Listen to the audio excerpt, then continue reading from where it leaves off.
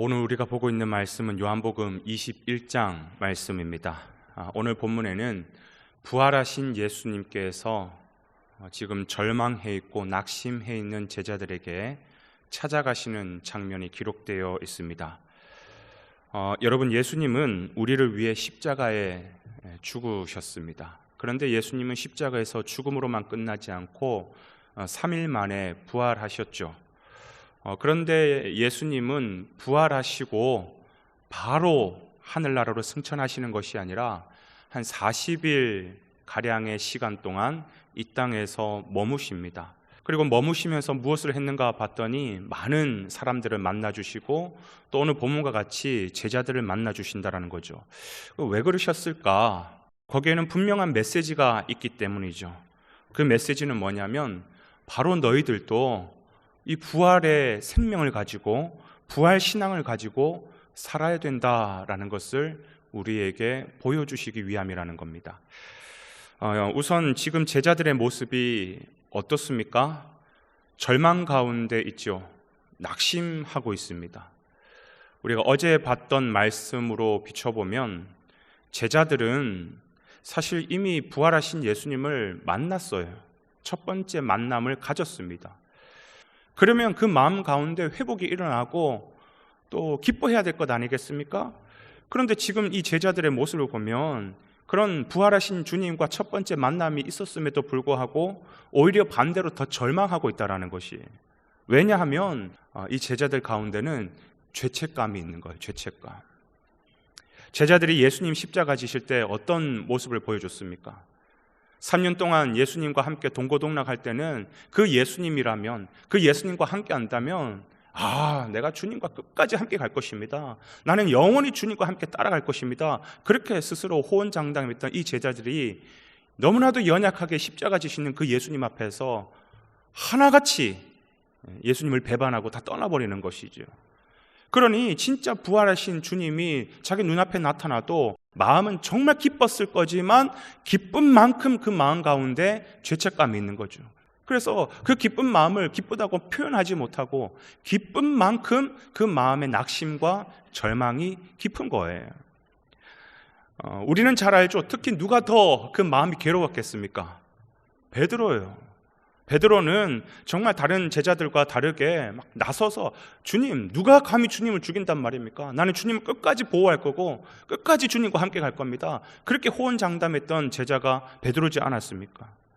그런데 이 베드로는 그 마음의 상처와 그 마음의 절망감이 깊은 만큼 그 예수님 앞에서 차마 예수님을 쳐다볼 수도 없었을 것입니다.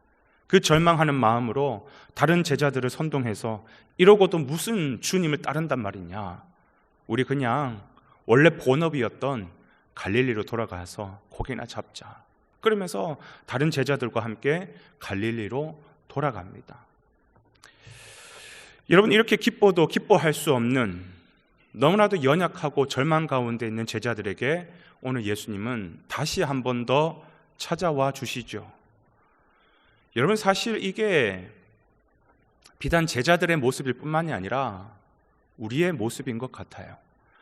여러분, 우리도 예수를 믿고 은혜를 체험하고 성령 충만하고 이제는 내 평생 주님을 따르겠다, 주님의 제자로 살겠다 그러면서 기도하고 은혜 받고 말씀 충만, 은혜 충만하며 산다고 하지만 우리의 모습이 어떻습니까?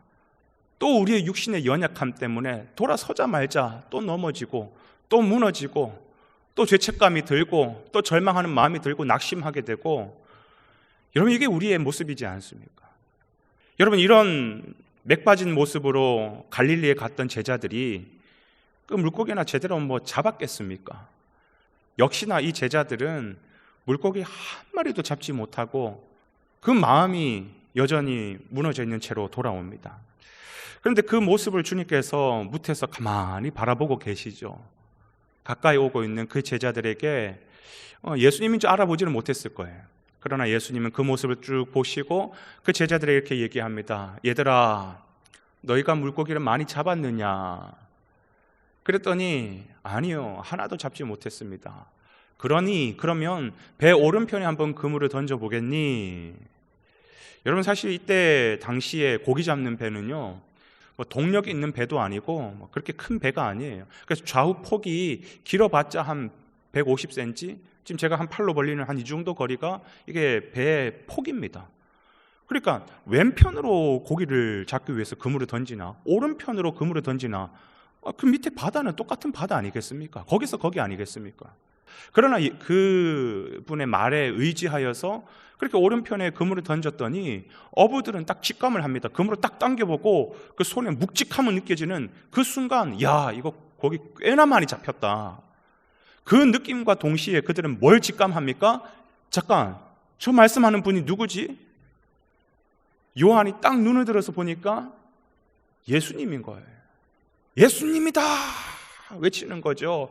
그 예수님이 우리를 책망할 줄 알았는데, 그 예수님이 우리에게 고통하고 힘들어하고 있는 우리에게 또 이렇게 기적을 베풀어 주시는 거예요. 예수님이다, 예수님이다. 그 눈에 생기가 살아납니다. 활기가 다시 회복이 됩니다. 그 소리를 듣자마자 베드로는 어떻게 합니까? 순식간에 겉옷을 챙겨 입고 그냥 물속에 뛰어들죠. 왜? 예수님 빨리 만나고 싶어서.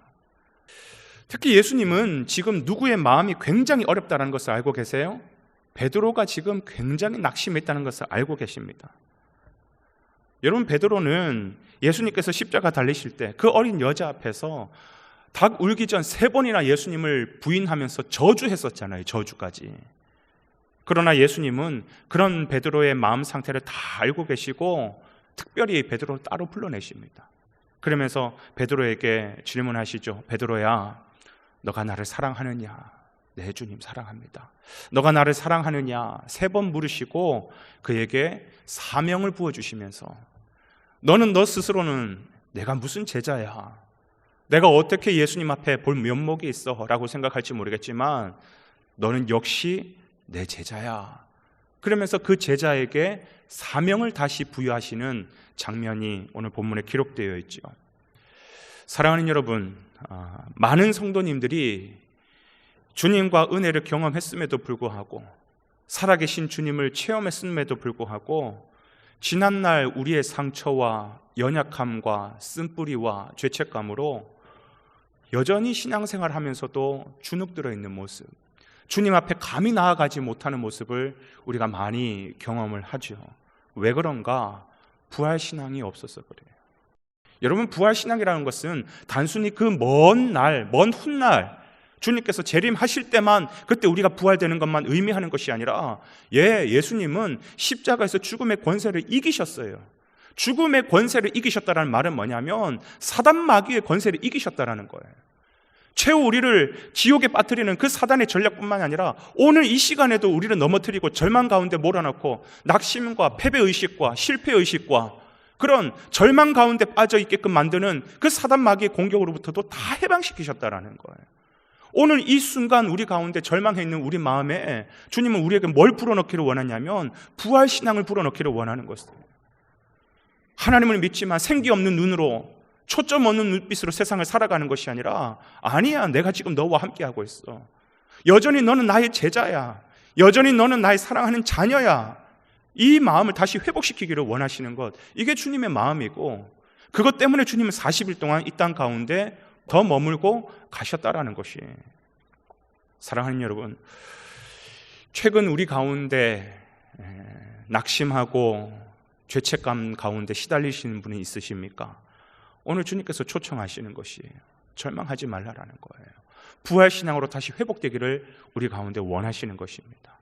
오늘 하루의 삶 가운데서도 그 주님 앞에 당당히 나아가셔서, 주님, 그래요, 내 또 연약해서 넘어졌습니다. 그래서 하나님의 은혜가 갑절로 필요합니다. 하나님의 사랑이 갑절로 필요합니다. 주님, 내 가운데 찾아오셔서 부활신앙으로 나를 회복시켜 주시옵소서. 이 믿음으로 오늘 다시 한번 주님 앞에 설 수 있는 그런 귀한 저와 여러분의 모습이 되기를 주님의 이름으로 축원을 드립니다.